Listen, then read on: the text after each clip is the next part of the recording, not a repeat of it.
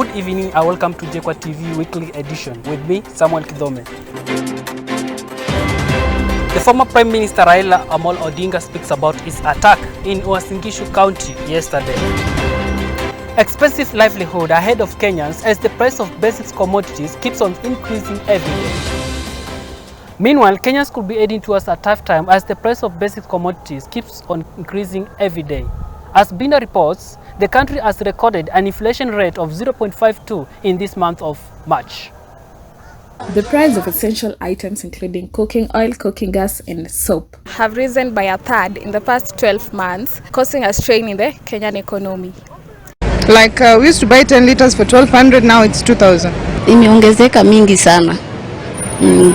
Kama lita tulikuwa tunachukua na 130, sai lita ni 250. Kenya National Bureau of Statistics data show that inflation rose from 5.08% in February to 5.6% in March on the back sharp increase in the price of key household items like the cooking gas, food and petrol.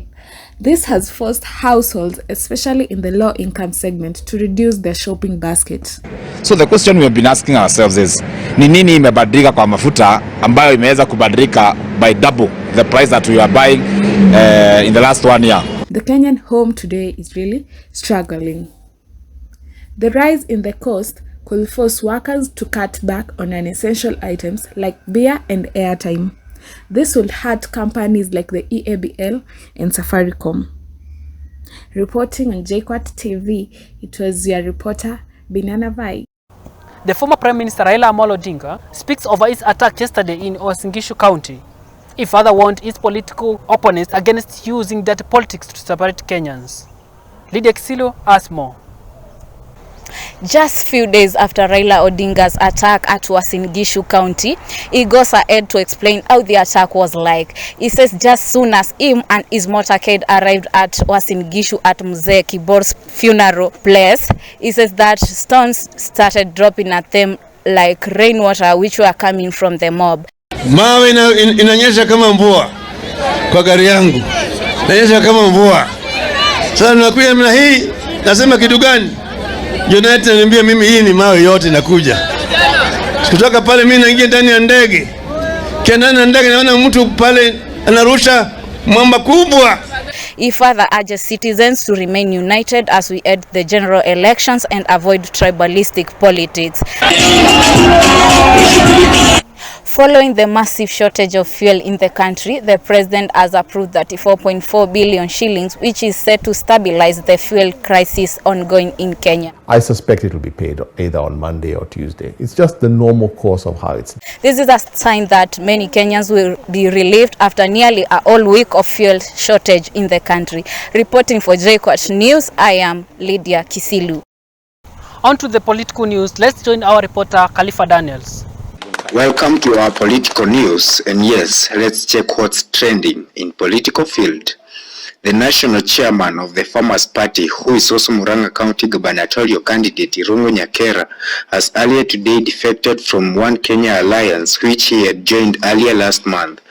After the defection, the Farmers Party today has officially joined and signed as a partner of the Kenya Kwanza Alliance, which is currently led by Deputy President William Ruto. It's how they can get markets both locally and internationally at the right prices. It's how we can have proper governance within the value chain of farming to ensure that all the thugs and crooks and criminals and cartels that are within are removed to the interest of the farmers. This coalition comes after an agreement between the two parties, which they argue that they have the same ideologies. Irungu Nyakera also stated that he received a lot of condemnation from people and some defected from supporting him in gubernatorial race the moment he joined Oka coalition, which is led by the former Vice President Kalonzo Musyoka. Your Excellency, as Farmers Party, we were initially, we had signed the coalition agreement under One Kenya Alliance, but we have looked around and we feel that where our people are is where we want to be, and our people are with you. He says He has listened to his supporters, and that is the reason he took the action of joining Kenya Kwanza Alliance. Oka later co-joined with Azimio la Umoja, which is led by former Prime Minister Raila Odinga. With this, Nyakera believes that he will have a great and massive support in his bid to win the gubernatorial seat of Murang'a County, where most people believed to be supporters of Dr. William Ruto for presidency. That's what's trending on our political news today. I'm Khalifa Daniels. A principal supervisor and 4 invigilators were arrested yesterday over exam cheating. A secondary school principal supervisor and 4 invigilators were yesterday arrested in Isiolo over cheating in the ongoing KCSE exams. It is very, very easy to compromise our people inside the examination hall if students are holding large amounts of money. I've also asked the police to watch and check the center managers who carry hundreds of thousands of shillings in cash during the examination process. They should actually handcuff such teachers immediately. County Commissioner Geoffrey Mungong confirms 4 phones that were hidden in a toilet in Kina Secondary School.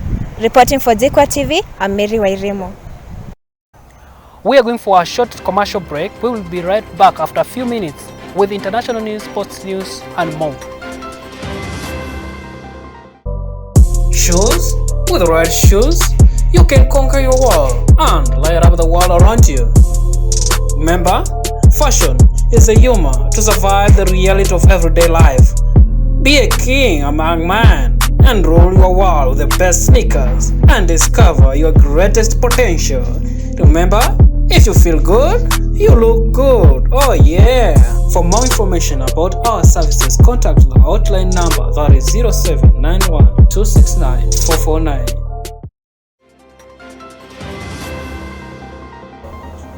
On to international news, let's join our reporter Mas Megan to tell us more what's happening in Somalia. On Friday 1st of April, a fire broke out in Wahin Market in the capital of Somaliland, Hargeisa. The fire did not take any fatalities and only 28 people were injured. The firefighters tried to get a hold of the fire, but they were unable to access the market due to the narrow roads. The mayor claims that the narrow roads will be fixed after the fire has already been taken care of. As of yesterday, the firefighters were able to take care of the fire. I request everybody who can help us from anywhere. We need your help, Somaliland, and I want to appreciate everyone who participated in this disaster to help. The president of Somaliland, His Excellency Abdi, has pledged $1 million for aid, but claims that the damages will take millions of dollars and therefore seeks help from other countries. Reporting for Jkuat TV, I am Megan Jiro. Let's join our reporter Peter Kinyanjui for sport news.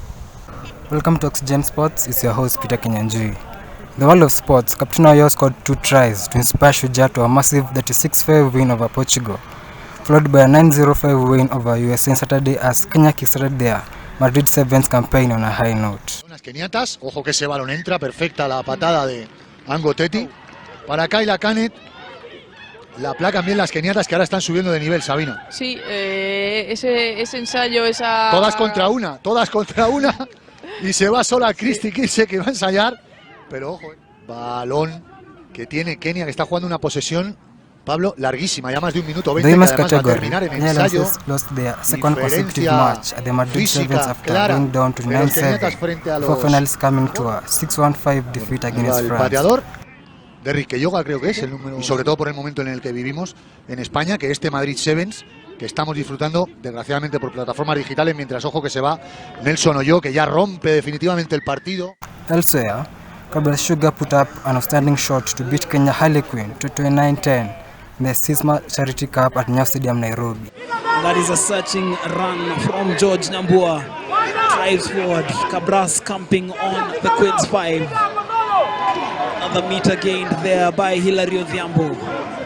Cabras going in pursuit of a 4th try and they get it.